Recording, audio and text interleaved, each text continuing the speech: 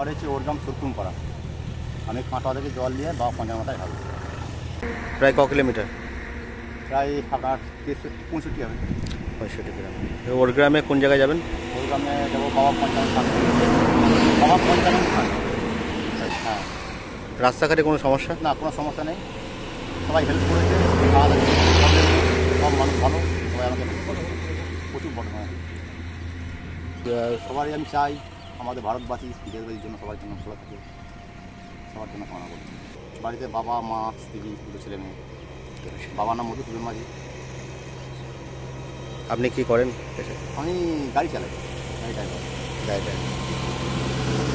এই দিকটা ছিল আমার বাবার একটু শরীর খারাপ হয়েছিল, দিয়ে বাবার আমি দেখলাম যে ডাক্তারবাড়ি দেখাচ্ছি, মাথার একটু প্রবলেম হচ্ছে, তাহলে এইভাবে যাবো বাবাকে মানত করে বাবা মাকে জল যাতে বাবা অসুস্থ হয়ে যাবে, ঠাকুর ইচ্ছা।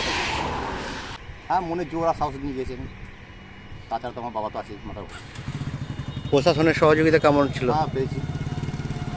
মানুষজন কতটা কি আপন করে নিয়েছে আমরা? মানে ওদের আমি বলতে পারবো না, তার থেকে বিশেষ করে আমাদের যে আছে ওই আছে, ওরা আমাকে আট ভরা করার করছিল, ভালোভাবে নিয়ে এসছে। হ্যাঁ, মানে প্রচুর পরিমাণে ওরা নিজেরা তো মজাক মিস্ত্রি, ওরা নিজেদের কাজ বন্ধ করে আমাকে ওই জায়গাটা পার করেছে।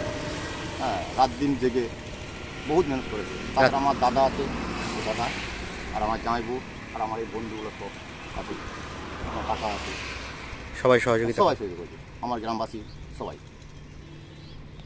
ভাবতে পারিনি যে আমি এভাবে আসতে পারবো, কিন্তু আমি নিজেকে আনন্দ লাগছে যে না, আমি এতটা পথ আমি করে এসেছি। আমার ইচ্ছা থাকলেই সে পার করতে পারবো।